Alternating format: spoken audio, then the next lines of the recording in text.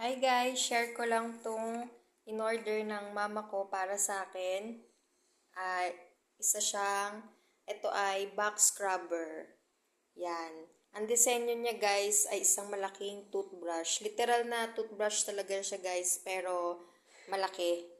Yan, kaya ang cute niya kasi akalain mo siyang malaking toothbrush, pero ayan, dito ginagamit sa ngipin guys. Ginagamit to sa likod. Yan, pang scrub ng likod. Yan, dahil hindi nga maaabot ang likod. So, kailangan mo ng back scrubber. So, ito yun guys, in order ng mama ko. Kulay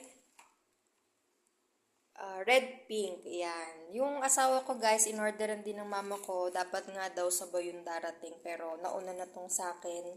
Kulay puti naman yung sa kanya. So, ang cute niya talaga guys kasi para talaga siyang toothbrush. Yan. Ang cute-cute niya. At ay nawakan ko yung ano niya guys, malambot siya kaya hindi siya masakit i-brush sa likod.